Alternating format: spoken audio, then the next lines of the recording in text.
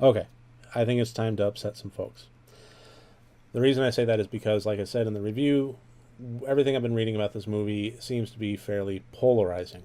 Some people feel that it's, dreck, and some people feel that it's genius, and I tend to fall into the latter category.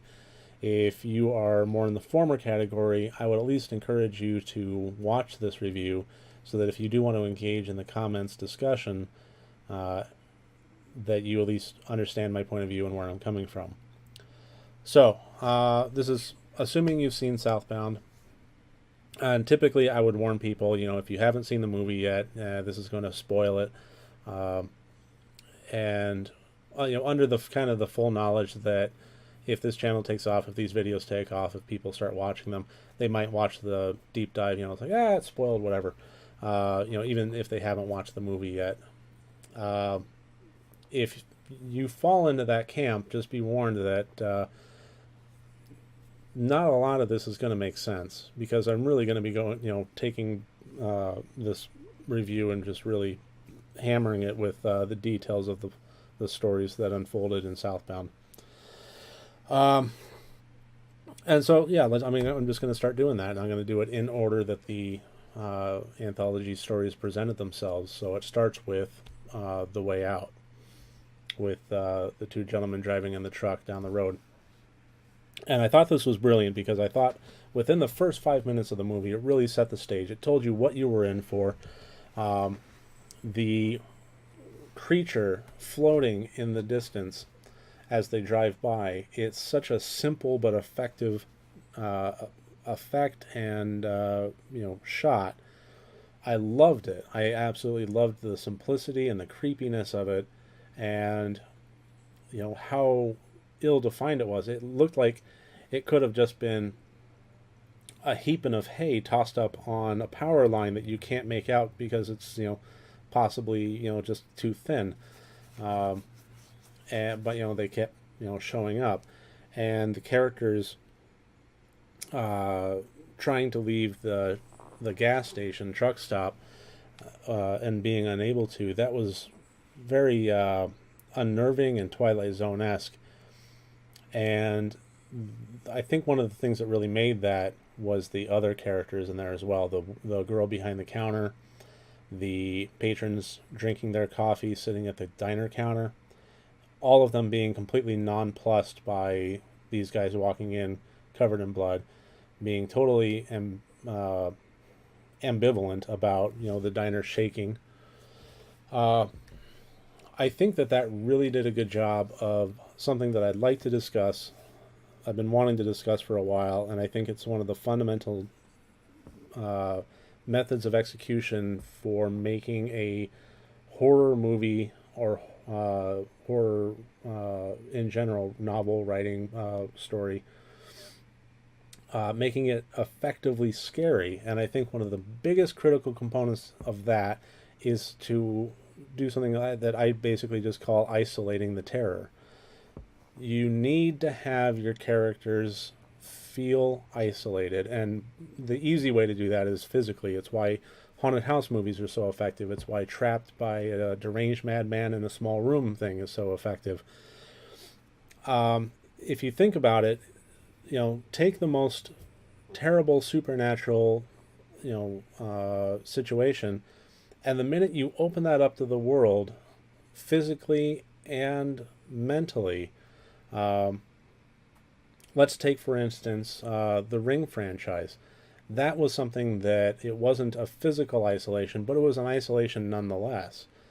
The fact that uh, the characters that watched the VHS tape, that their faces were blurred by the camera, and nobody else's were. The fact that it was treating them like these things were haunting them, but only them. That was very specific to them. It wasn't affecting the outside world, and no matter where they ran, it didn't matter. They were emotionally and psychologically isolated from the world. They were no longer a part of the world in a meaningful societal sense, and it made them feel like dead people walking. And I thought that was extraordinarily effective. by having characters in the diner in Southbound be nonplussed by what was going on, be totally unaffected by it. The uh, the gas station attendant girl standing out there smoking a cigarette while the truck, left and came right back, and didn't think a thing of it. It did a really great job of taking those two guys in the truck and isolating the terror. It now belongs to them and only to them. And now they are no longer a part of the society that they are interacting with in any meaningful fashion. And it raises the strong possibility that the outside world and everybody that they're encountering is not only ambivalent to it, but a part of it. So I thought that was extremely effective. It was just a very small touch, and all of this so far had been extremely small touches, but very effective in combination with one another. And then we get to the actual, creature dragging the guy out, ramming its fist down his throat, tearing his jaw into. Spectacular effects there. Awesome kill. The jump scare really did get me on that one. Pretty darn good. And then the second guy going back into going to the motel, into the room, constantly chasing his daughter around and never being able to catch her. I'm assuming his daughter, going around and never being able to catch her, was, again, very Twilight Zone-esque, very creepy in very subtle fashion. It was nothing more than just good camera work, and it really sold it. So within the first storyline, we had creepy, suspenseful, jump scare, gore, and then right back to creepy and unnerving and emotionally terrifying, like having your child just out of reach, and as you're trying to chase them down, never being able to get them. That's an emotional, that gets you, especially if you are a parent. And then moving into the second one, Siren, the band in the van breakdown. I thought that was extremely. It was an effective tag from the first one. Now we're moving into the story, and I thought it was a good transition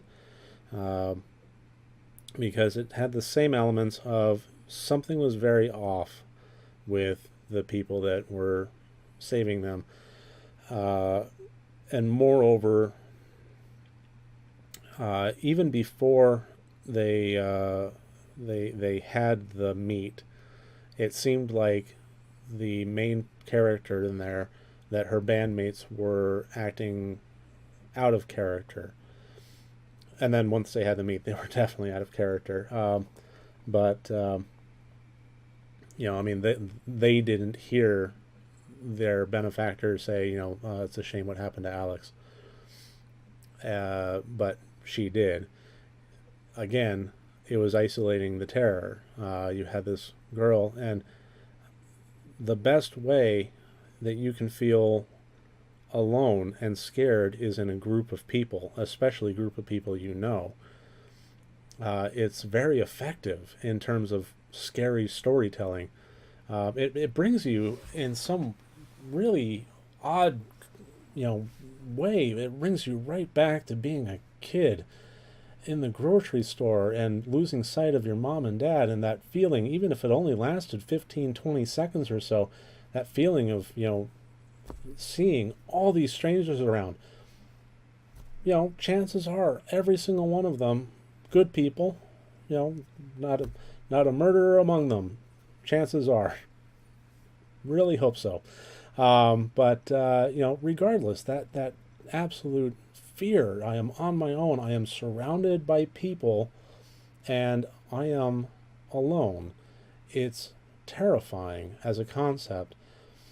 And now we have a character that is surrounded by her friends, that is surrounded by people that, by all rights, on the surface level of everything, are just looking to help them out, change a tire, give them a meal, give them a bed. And yet, a simple line like that she heard and nobody else did, isolated the terror, brought it home. Very creepy, very cool. And then where it continued from there, leading right into the accident. Now, this is one that I thought was very brilliant. I loved the accident sequence. I mean, not. I love the accident as the entirety of the scripted story, not just the sequence of her getting hit with the car, although that was pretty spectacular. Um, the thing that really sold me on it was the laughter. Um, it kept ramping up throughout with this guy on his own, um, and it wasn't really terror as much as it was seeing how much he could take before he broke, with just a terrible situation, out of his depth. He hurt somebody. There's bodily fluids. There's broken bones. There's gore. He's got to deal with all of this, um, and a sense of isolation from going into what looks like a perfectly working hospital. I mean, run down, dingy, certainly, but the lights are on. It's stocked. There's paperwork and food left out, but not a soul to be seen. Again, this time in a more literal, physical sense, but isolating the terror. And then just kept on heaping it onto him. This poor guy. One thing after another, as all he's trying to do is the right thing and save this girl's life. There are countless examples of people in the real world that would have done far less and gotten away with it. Isolated country road. You just hit this girl. Be so easy to just say that, to your insurance company that you hit a deer, or take it to a body shop of this guy that that's a friend of a friend, and don't worry about it. Be so simple to just move on, but he doesn't. He calls 911. He tries to help her out, and he just keeps getting this terrible situation escalated and escalated and escalated. And the thing that brought it home for me was the laughter.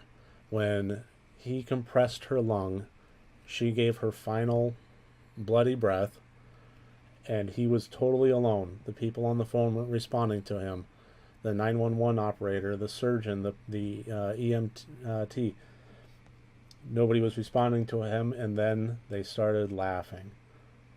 That sent chills down my spine like you wouldn't believe.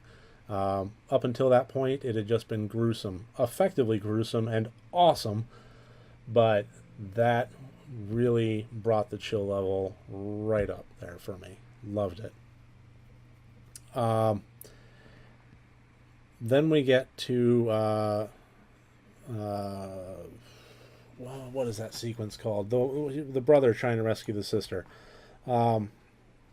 Jailbreak. Then we get to Jailbreak, and I have to say that this was probably my least favorite of the bunch. It just, if I had to pick one that I don't really think of it as a bad one. It wasn't a stinker. It just, I thought so much of the others that having one in there that I will say was decently average, it makes it stand out a bit more when you have it brought up against the others that I would say are well above average. So yeah, I mean I liked the performances in there. The bartender and even the bar patrons I thought were really really sold it. The sequence of him driving out through the desert with his sister I thought was effective, and it really kind of I thought it was the one that probably answered the most questions as far as where this all was taking place. It really hammered home that this whole Southbound world is purgatory. And I know that there's a lot of fan theories out there about this movie, and there can be a lot of discussion about it. That is my personal, the theory that I subscribe to, is that Southbound, the world of Southbound, and the road and the highway and the desert and so forth, it's all purgatory, and it's leading uh, basically to hell. Uh, all roads lead south. That doesn't mean that they are south. It just means that all the roads lead there. Um, which for me made the accident all the better and how it ended. The fact that the guy said, I don't deserve this, and they're like, well, okay, state your case, and he said, and they basically, at that point, all this malevolent, dark stuff that was happening to him basically ceased, and they're like, in my mind, they basically just said, it's like, what, we agree with you. You don't deserve this. You've been through enough. Whatever you did, off you go. Here's a clean shirt, car to replace yours. Get out of here. You have your opportunity. You have your window. We're opening it for you. Now go. But then Jailbreak leads to The Way In, which was the sequence that rounds the corner to the beginning. I also thought this one was it was better than Jailbreak, but if I had to put it in a sequence, I would say it's my second to last favorite. Honestly, it seemed just more like your standard kind of home invasion movie. There was some stuff that was clearly well thought out by the writers and the character development that wasn't necessarily brought to the screen. It seemed to me, had a full story fleshed out, but didn't feel the need to spoon feed it to the audience. Whether or not that was warranted, whether or not that made it more or less effective, I thought that it made it more effective as an element within an anthology. However, if that was trying to be a movie on its own and it was doing something like that, I would probably think it would be less effective. And this is an area where I really do like anthology, is it allows movies that wouldn't work on their own to work in the context of shorter runtime and with neighboring storylines. There are some stories that just work better as a short, and that's just the way of it. And I think that all of these, with maybe one or two exceptions, fit that bill.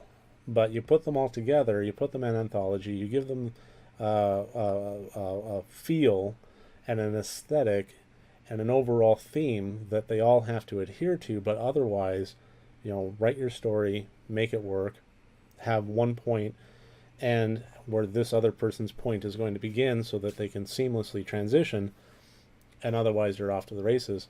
I thought, that's like I said, one of the reasons I love anthology horror. So this is, I mean, I knew this would run long, and I'm not terribly afraid of that, but I don't want to have it run forever. So, the best part about this movie for me was after it had ended and after I gave it thought and after I did more research and really hashed things over.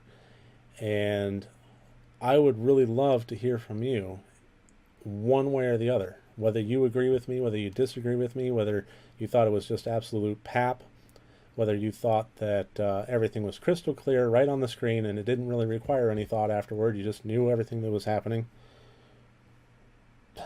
Well, awesome. I'd love to hear from you on that one. But either way, I invite you to use the comments, discuss what you think of Southbound, what you thought of a particular sequence, whether I'm right, whether I'm wrong. I would love to hear about it either way, just so long as everything is civil and cordial and we all get along nicely so we don't wind up somewhere like Southbound. All right, until tomorrow.